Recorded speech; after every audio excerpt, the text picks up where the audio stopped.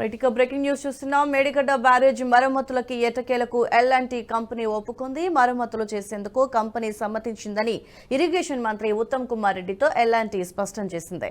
Company తన సొంత ఖర్చుతో రిపేర్ పనులని చేస్తామని తెలిపారు. ఏ పనులు చేయాలనే అంశంపై ఇప్పటికే నేషనల్ డ్యామ్ సేఫ్టీ అథారిటీ తన మధ్యంతర నివేదికలో స్పష్టతనిచ్చింది. వాటికి అనుగుణంగా L&T కంపెనీ ఈ పనులని టేకప్ చేయనుంది. ఇక రాబోయే వర్షాకాలం సీజన్ను దృష్టిలో పెట్టుకుని పనులకి ఆటంకం లేకుండా అప్పటి వరకు పూర్తి అయ్యేలా చూడాలని సూచించారు మంత్రి ఉత్తమ్ కుమార్ రెడ్డి. యుద్ధ ప్రాతిపదికన పనులని మొదలు పెడితేనే సాధ్యమని వివరించారు. మేడిగడ్డతో పాటు వన్నారం, సుందిళ్ల బ్యారేజ్ల డిజైన్లు కూడా ఒకే తరహాలో ఉన్నాయని పేర్కొన్న NDSA ఆ రెండింటిలోనూ కొన్ని సాంకేతిక సమస్యలు ఉత్పన్నమయ్యాయని తన నివేదికలో పేర్కొంది. నీటి బుంగలు ఏర్పడడంతో పాటు బ్యారేజీ పిల్లర్ల బేస్మెంట్ కింద ఇసుక తొలగిపోయిందని కూడా కొన్ని ఉదాహరణలను ప్రస్తావించింది. వీటన్నింటి కారణంగా 3 బ్యారేజీల్లో నీటిని నిల్వ చేయరాదని, వచ్చిన నీటిని వచ్చినట్లుగానే వదిలేయాలని, మొత్తం గేట్లను పూర్తిగా పైకెత్తుంచాలని సూచించింది.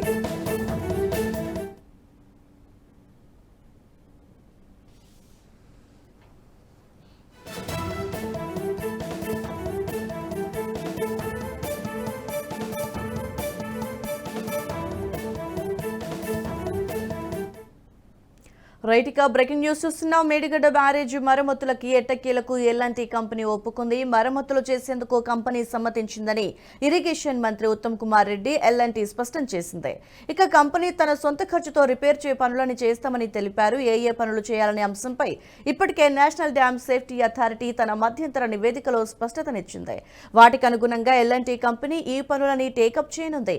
రాబోయే వర్షాకాలం సీజన్ను దృష్టిలో పెట్టుకుని ఈ పనులకు ఆటంకం లేకుండా అప్పటి వరకు పూర్తయ్యేలా చూడాలని సూచించారు మంత్రి ఉత్తమ్ కుమార్ రెడ్డి.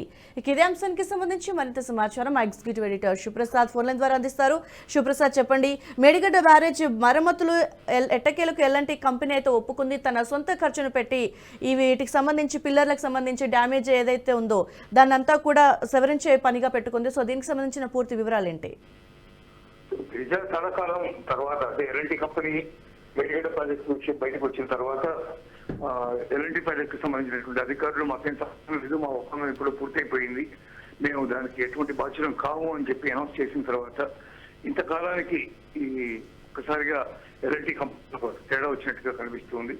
అంటే వాళ్ళ చేత చేయుతనంలో రాష్ట్ర ప్రభుత్వం సఫలీకృతం అయింది అని చెప్పి పరోక్షంగా చెప్పాల్సినటువంటి పరిస్థితి ఉంటుంది. అందువల్ల 19, 20, 21 పిల్లర్స్ ఏమైతే పూర్తిగా ఆ కింద పెద్ద గొయ్యి ఉంది, అక్కడంతా అవి నిలబడే పరిస్థితులు లేవు అని చెప్పి ఏదైతే తేల్చారో దానికి సంబంధించినటువంటి మరమ్మతులన్నీ చేయడానికి సొంత ఖర్చులతో చేయడానికి L&T కంపెనీ అంగీకరించినట్టుగా మంత్రి ఉత్తమ్ కుమార్ రెడ్డి చెప్పారు. అయితే ఇప్పటి వరకు మేడిగడ్డ ప్రాజెక్టుకు సంబంధించినటువంటి నివేదికని ఏదైతే డ్యామ్ సేఫ్టీ అథారిటీ ఇచ్చిందో ఆ నివేదిక ఇంతవరకు ఇంకా బహిర్గతం చేయకపోవడమే కొంత ఆశ్చర్యకరంగా ఉంది. ఆ నివేదిక బయటకు వస్తే దీనికి సంబంధించి స్పష్టమైనటువంటి విషయాలన్నీ కూడా ప్రజలందరికీ తెలిసేటటువంటి అవకాశం ఉంది. అసలు ఏదేమైనా వర్షాకాలం పూర్తి స్థాయిలో వర్షాకాలం రావడానికి ఒక 10 రోజులు మాత్రమే టైం ఉన్నటువంటి నేపథ్యంలో ఎట్టకేలకు ఇప్పుడు ఈ పనులు చేపట్టడం అనేది కొంత ఊరటనిచ్చేటటువంటి అంశంగా భావించవలసి ఉంటుంది. గిరిజ, అంటే నివేదికకు సంబంధించి ఎందుకని వివరణ చేపట్టలేదంటారు సార్? నివేదికను బయట పెట్టలేదు, మరి దాన్ని ఎవరు కూడా డిమాండ్ చేయడం లేదు. దాని గురించి నివేదిక బయటకు ఇవ్వాలి అనే అంశాన్ని కూడా ఎవరు పెద్దగా పట్టించుకున్నట్టుగా కనిపించట్లేదు. ఆ నివేదిక వస్తే, ఎందుకంటే మొట్టమొదట డ్యామ్ సేఫ్టీ అథారిటీ మొట్టమొదటి ఫస్ట్ టైం ఇచ్చినటువంటి నివేదికని నేషనల్ క్లబ్ అవే మొట్టమొదట బ్రేక్ చేసినాయి. దానికి సంబంధించినటువంటి అంశాలన్నీ కూడా ఈ డ్యామ్ ఎట్టి పరిస్థితుల్లోనూ ఇంకా పనికిరాదు అని స్పష్టంగా ఆ రోజు చెప్పినటువంటి డ్యామ్ సేఫ్టీ అథారిటీ ఈ రోజు రిపేర్ చేస్తే పర్వాలేదు అని చెప్పుకోవడానికి గల కారణం ఏంటి, ఏ రకంగా అట్లా చెప్పగలిగింది, తదితర అంశాలన్నీ కూడా కొత్తగా తాజాగా వచ్చినటువంటి నివేదిక చూస్తే తప్ప తెలిసే అవకాశం లేదు. మరి దానికి సంబంధించి ఎవరు అడగకపోవడం వల్ల కావచ్చు, స్టేట్ గవర్నమెంట్ ఇంతవరకు దాన్ని బయట పెట్టినటువంటి పరిస్థితి లేదు. గెలిచారు. రైట్ సార్, అయితే ఇప్పుడు మేడిగడ్డతో పాటు కూడా అన్నారం, సుందిళ్ల బ్యారేజ్ల డిజైన్లు కూడా ఒకే తరహాలో ఉన్నాయి. సో వీటికి కూడా కొన్ని మరమ్మతులు చేయాల్సి ఉంటుంది అని ప్రస్తావించారు. సో వీటి ఖర్చును ఎంత మేర అంచనా వేయచ్చు అంటారు? అవి ఇంతవరకు వాళ్ళేమి దానికి సంబంధించినటువంటి సమాచారం ఇవ్వలేదు. అంటే వీటి మొత్తానికి ఎంత అవుతుంది అనే అంశం మీద ఇంతవరకు అవగాహన లేదు. కానీ వాటిని కూడా రిపేర్ చేయాల్సినటువంటి పరిస్థితి ఉంది. నిజానికి మొట్టమొదటి ఇచ్చినటువంటి నివేదిక ప్రకారం చూస్తే అవి రెండు కూడా ఇదే మోడల్లో ఉన్నాయి కాబట్టి అవి రెండు కూడా పనికిరాని విధంగా మారిపోయినాయి అనేటటువంటి విషయమే బయటకు వచ్చింది. ఈ నివేదిక బయటకు వస్తే కానీ దీనికి సంబంధించినటువంటి అంశాలన్నీ తెలిసే అవకాశం లేదు. Right, thanks for the update sir.